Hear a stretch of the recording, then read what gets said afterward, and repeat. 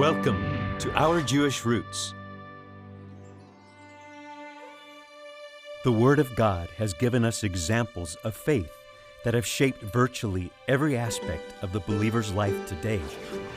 Where would we be without the examples of Noah, Abraham, and Isaac, David, and ultimately that of Yeshua, Jesus? Faith is woven into the fabric of America as well. From the Pilgrims to John Adams, to Patrick Henry and George Washington, God's providential hand remained highly esteemed and honored above all.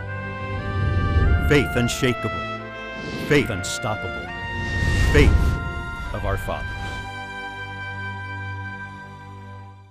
We are so glad you've joined us today. I'm David Hart. I'm Kirsten Hart. I am Jeffrey Seif, and we are interested in looking at the faith of our fathers, correct? Biblical and historical with our country. Everyone's walked through a lot of trials, haven't they? Both sets of fathers. I think it's important to go back and look at the origins. I think people are losing sight of that today. That's right. We begin today with Dr. Seif's teaching on faith of our biblical fathers. Let's go there right now. The Hebrews refer to it as the Akedah. It's a story in Bereshit, Genesis chapter 22, that records the story of the binding of Isaac. As you might recall, once upon a time, Abram tied him up and then was going to plunge a dagger into his breast. Faith. We're told it was a test of faith. He passed it and we're good to go. Well, here we're looking at the story of faith, all right, the faith of our fathers. And it's a reasonably good time to alight upon the fact that faith can prompt people to do things that are rather, how can I put it, interesting. The front end, I want to look at what faith is in the first place, and if you'll permit me offering something of a corrective. Some people speak of the Jewish faith or the Catholic faith or the Lutheran faith or the Pentecostal faith, the Islamic faith. The problem I have with that is I differentiate faith from theology. Actually, theological constructs come from a Latin dictum, fides quaerens intellectum, which translates as faith in search of understanding. That is to say, someone has something resonating within them, and then they go into the biblical story to try and ascertain it and figure it out, and they come up with theology. Today, when we think of faith, we think of theological constructions. When I look in the biblical text, faith, when I think of Abraham, I think of someone that has a vision of a future. It's not reduced or translated into dogma, into doctrine. So it is today, when we think of faith, we think of philosophical systems. I think that's problematic personally, not that I have anything against theology per se, but faith is something different. Faith is something that lives more in the breast than lives in the head. It's not to say there's no residency there, but faith sometimes prompts people to do things that don't make sense in the head. In fact, we look at it early in the game in the book Bereshit in Genesis, where it makes no sense at one level. Abram is such an older man, and his wife isn't much younger. He is concerned that he doesn't have a future because he doesn't have a son. But he goes out for a walk, takes a look at the evening sky, and we're told that he looks up at the stars in chapter 15. He hears the voice before that in verse 5 that your descendants will be akin to the multitude. He says, so shall your seed be. Subsequent to which in verse 6 we're told that Abraham believed God and he reckoned it to him in effect as righteousness. That is, faith prompts him to orient himself in a way that doesn't make sense at one level. There is this question about the future, but somehow God is going to bring the future about. Faith is interesting, you get past the 15th chapter here to the 22nd, as I noted earlier, where then our hero Abram is beckoned to stick a knife in the breast of this promised child who eventually came. It's rather odd, isn't it? In Hebrews chapter 11, the author therein gives voice to the fact in verse 17 that there's a testing involved with faith. Well, what is faith exactly? In this series, we want to explore faith You've heard me to say at the outset that faith is in effect an inclination. It prompts. Sometimes it defies logic. It's something other than that. It's in effect an impulse that prompts people to do things, to orient in a certain way. Well, not only did faith prompt biblical characters to do things that didn't make sense at one level. And the Bible is full of them, whether it's Abraham to offer up the sacrifice of a son, whether it's Noah to build a boat before there ever were rainstorms that came upon the earth, whether it is hearing a voice from a burning bush and one solitary man, Moshe Rabbeinu, Moses, being told that he is going to go and bring about a great deliverance, whether it's King David. David had faith when you think he jumped into the fray, and there he was against Goliath, this gargantuan sort, clad with armor. He had nothing but a slingshot and a few stones. He only used one of them, and he won the day now, didn't he? Faith prompts people to do things that other people are smart enough not to do. But you know, it's people with faith that move the world. Whether it's in the Bible story or our own American story, individuals that would jump on these boats and come over to a new world, that would traverse these seas long before it became common to do so. Can you think of the courage? And when they got to these shores, they just opened up and thanked God. It was a religious experience just to get here. We see that. I know I've taken pilgrims to Israel, and feel free to come with us. And they'll clap when they land. They'll get down and kiss the ground when they get off the plane, when they have opportunity to do so. I've seen it, I've felt it, I've done it, you know, just so happy to be there. Well, that's a few hours on a modern airplane. If you can just think in antiquity, what a long journey. What would propel people to do that? And what was the end of their journey at one level was just the beginning. More and more came, and then they had to forge out a world in the new world, and it took faith to do just that, which is one of the reasons why when you look at the literature of the Founding Fathers, faith text, it's ubiquitous therein. Prayer and praise, petitioning the divine, looking for heaven's help for earth's dilemmas, and God only knows they had plenty of them then, as they were pressing against the uncertainties that are entailed in forging out a new world in a new part of the world, you know. But we have these intrepid, bold explorers who did it. Well, when I think of the faith of our fathers, I'm reminded of those inclinations. But particularly, I want to remind you of the fact that their faith was informed by Judeo-Christian values and virtues, informed specifically in biblical literature. And we want to look at that story.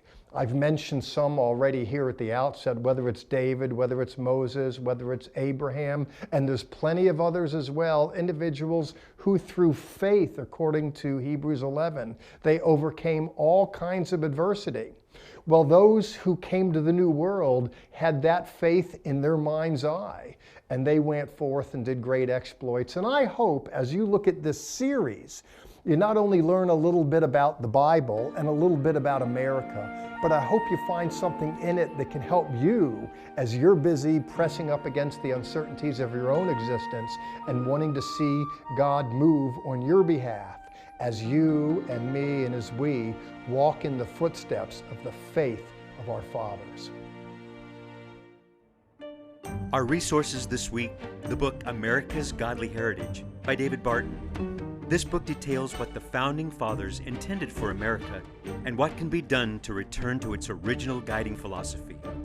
Or Zola Levitt's booklet, Israel, My Promised, an intensely personal and heartfelt look at Israel, one of the most misunderstood lands in history. Contact us by calling 1-800-WONDERS or visit us at levitt.com. Join us right now for additional content that is only available on our social media sites, Facebook, YouTube, and Twitter. Visit our website, levitt.com, for the current and past programs, the television schedule, tour information, and our free monthly newsletter, which is full of insightful articles and news commentary. View it online, or we can ship it directly to your mailbox every month. Also on our website is the online store. There, you can order this week's resource, or you can always give us a call at 1-800-WONDERS. Your donations to Our Jewish Roots help us to support these organizations as they bless Israel. Please remember we depend on tax-deductible donations from viewers like you. For many, a trip to the Holy Land is the dream of a lifetime. The Bible truly comes alive as you see the sites where so many biblical events happened. Come on a Zola tour to see Israel and Petra. See the land of the Bible for yourself. Contact us to reserve your dream of a lifetime. When you return home from a trip to Israel with us, we like to say that your Bible and sermons literally are in living color. They come to life. So we would love for you to join us. We go both in the fall and the spring. You can find all the information on levitt.com. And last time we were in Israel, remember we were out touring all day. We came back to our hotel room, turned the TV on kind of just for fun and to relax. There was this program, Our Jewish Roots, all three of us, Jeff, in living color In Jerusalem. in Jerusalem on the TV. Isn't that exciting? It is, and you never know where it goes. But you know this, if you put $1 and send it our ways, you know where it goes. It goes to telling the good news through the eyes of the Jews all over the world. When I think of the faith of our fathers, I'm reminded of the fact so many people are losing sight of it. It's less a political issue for me than it is a spiritual issue.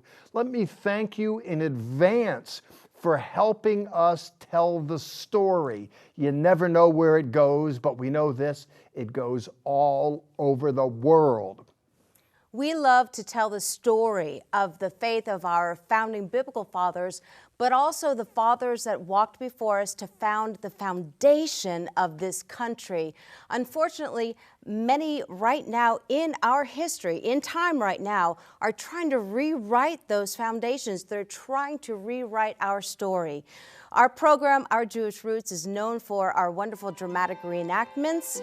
Let's step back in time now to colonial America and consider the faith of our founding fathers. In the formative days of our nation, there were some who thought it important to remain loyal to the British king. Others rejected the monarchy, favoring liberty. Among them, Thomas Jefferson, John Adams, George Washington, Ben Franklin, patriots all. They would boldly proclaim that the truths of liberty were self-evident and endowed by their Creator. Meanwhile, there were still others in Philadelphia, unknown figures in history, who considered the godly direction of the Founding Fathers vitally important.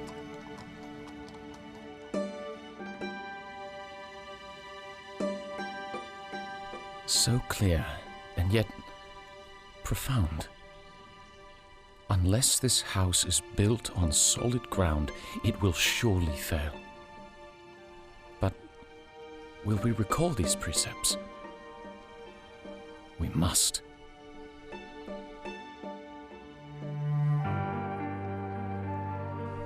Lord, please continue to guide my hand, that I might clearly transcribe these extraordinary words of wisdom and virtue, and guide my steps this day to those who need to hear them.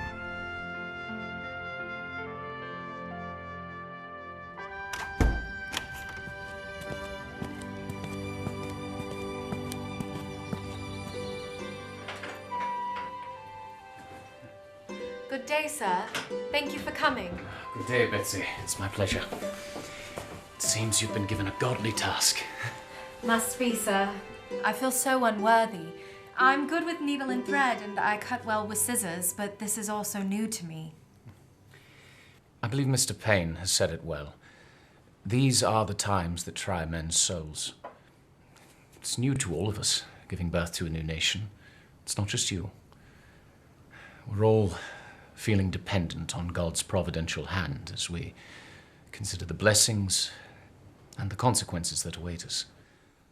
When the Congressional Committee called upon me, I knew this would be a noble effort.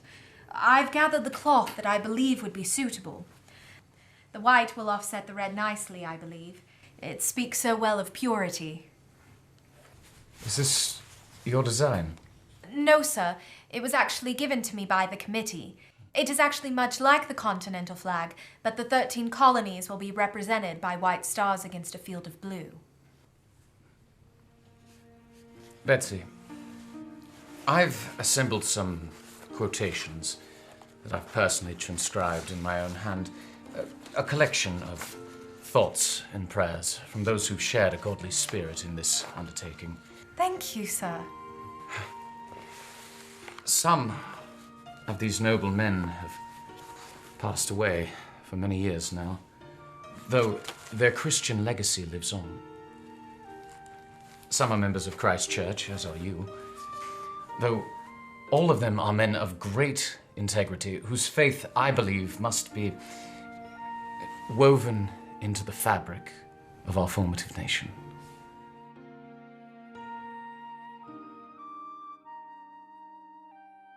The Founding Fathers were prolific writers. Many of their original documents still exist. Historian and author David Barton has collected tens of thousands of these writings in order to present America's forgotten history and heroes, with an emphasis on our moral, religious, and constitutional heritage. I had the opportunity to speak with David about the faith of our fathers. I have long been interested in the Jewish origins of the Christian faith and have lamented that people have forgotten about that. But of course, that was 2,000 years ago.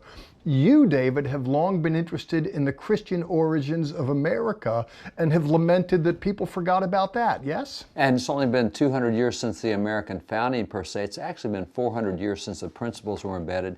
But even at that, going back 200 to 400 years, that's like being a teenager in Israel. You know, that's a really young time for them. And yet there's so much in the American founding that points back to really the Jewish heritage and history. Our founding fathers extensively quoted Old Testament passages. They even modeled the American Republic after the Hebrew Republic. So there's a lot of camaraderie there. So you're a guy that's really dug into principal sources. You've been interested in that as an individual. I'm interested in the first 2 centuries of the Christian era. You're interested in 200 years back and digging around that world. But out of that inquiry of your own has developed a ministry, Wall Builders, correct? What's that all about? Wall Builders is a name taken from the Bible book of Nehemiah, and it talks about how the people rebuilt things that had been torn down in their nation. Old Testament history, if you didn't have a wall around your city, if you were unwalled, you had no protection, you had no strength, you had no significant name. And so we see in the book of Nehemiah that after the walls had been torn down by the Babylonians, 70 years later, Nehemiah comes back and said, let's rebuild so that we'll no longer be a reproach. And in our case, we look at what we don't know about American heritage, what we don't know about the American Constitution, American faith, and we say that needs to be rebuilt. So our mantra is that we present America's forgotten history and heroes with an emphasis on our moral, religious, and constitutional heritage. Hey, I'm all for that. Nehemiah, Nehemiah in Hebrew means God comforts. A lot of people have been discomforted by this revisionist approach to history that wants to ferret out biblical references and orientation. What's more important than anything else is knowing truth. And when you know truth, as in the Bible, you get the good, the bad, and the ugly. When we study David, there's the good part, there's the bad part, he's not a very good father, and there's the ugly part, where he murders Uriah and sleeps with Bathsheba. And American history is the same. As long as you have people, it's good, bad, ugly. But we actually own primary source documents that show all of that. We have about 120,000 documents from before 1812, which is back in that American founding period. And so from that, we're able to say, hey, here's what truth is. Modern narratives today are often very misguided. Some are deliberate, some are just out of innocent ignorance. They don't know better. But that's where going back to the actual says, no, here's what actually happened. Here's the description, here's the document, here's what they actually wrote.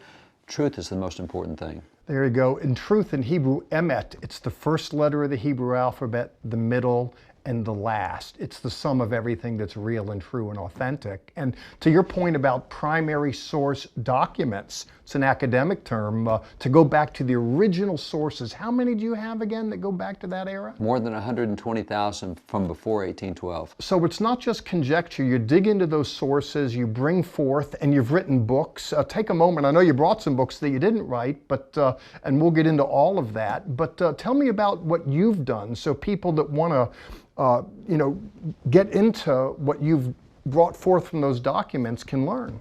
I kind of feel like I'm a vicarious American for most Americans because I went through the same education system most of us went through, had the same knowledge, really the same lack of historical knowledge about original documents.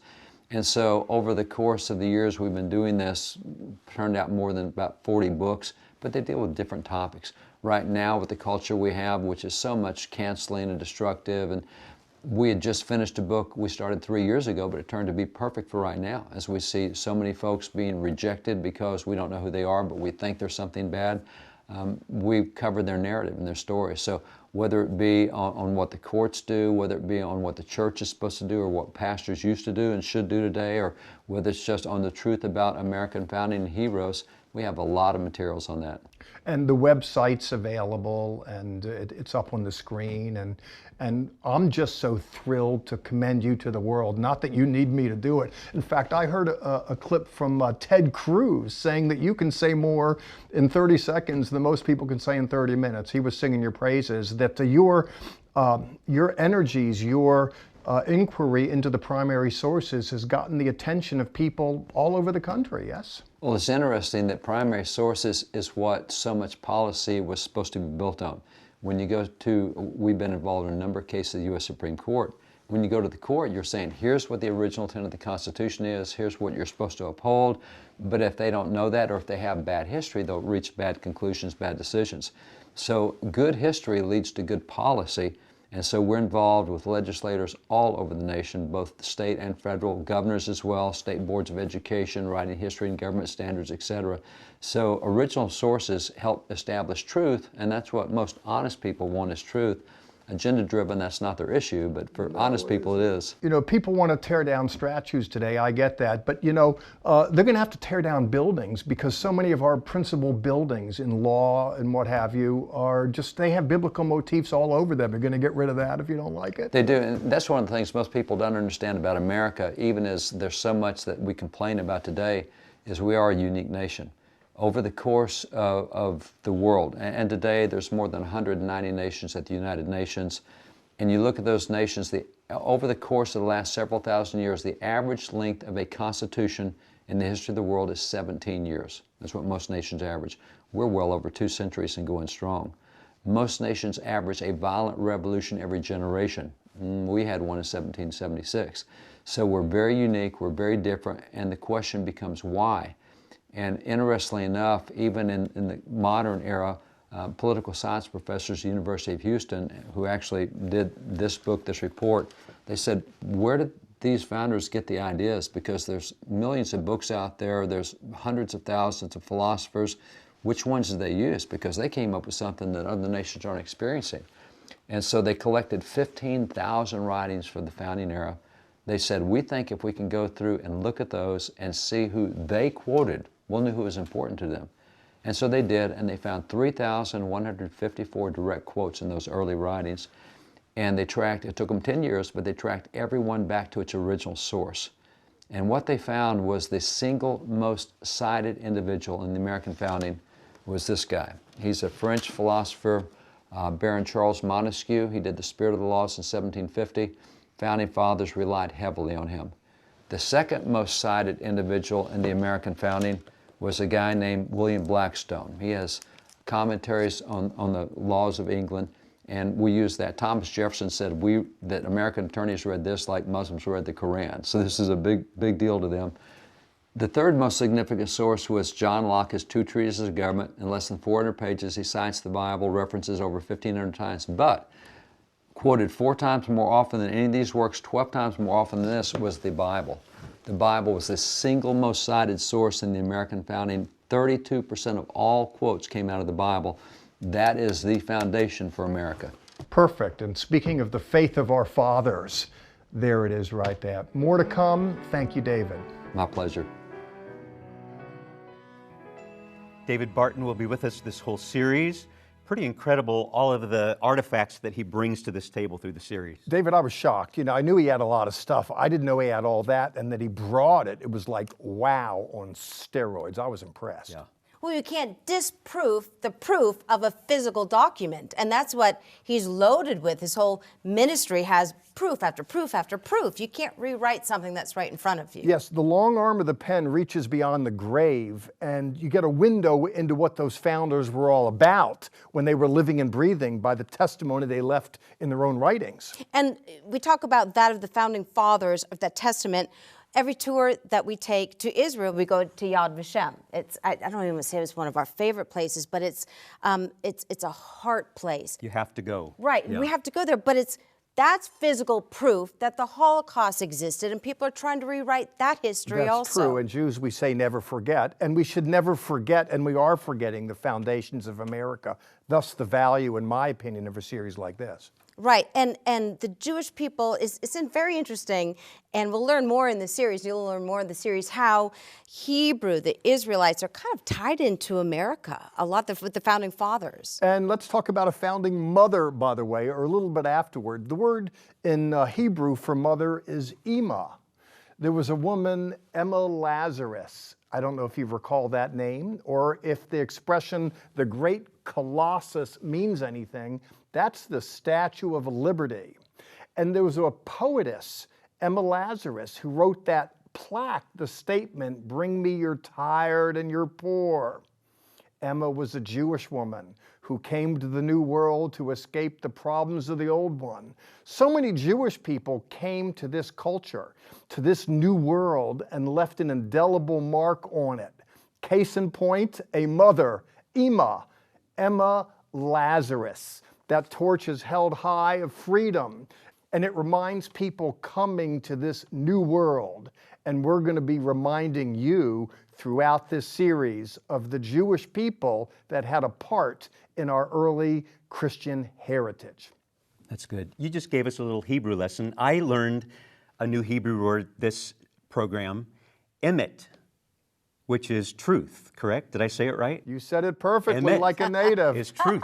Yes, It's a good word. And we're going to bring out a lot of truth in this whole series, truth that people have forgotten. And it's sitting right in our Constitution. There's biblical truth, there's biblical foundation in the lives of our founding fathers. I've said as a professor, now here I'm sitting in a TV set. I stand behind a podium as a school teacher, seminary professor, and I tell these students, as a Bible teacher, you don't need to create new things. You need to teach what's old, what's been forgotten. We open up the old book and tell stories in it afresh. More coming on this series. It's a new series. This is our first program in faith of our founding fathers. Right now we have a song by our founder Zola Levitt, and also we have a word from the scripture, Sha'alu Shalom Yerushalayim. Pray for the peace of Jerusalem. To me, your gentle words of hope, mercy and love without end. Help me hear heaven's voice, fill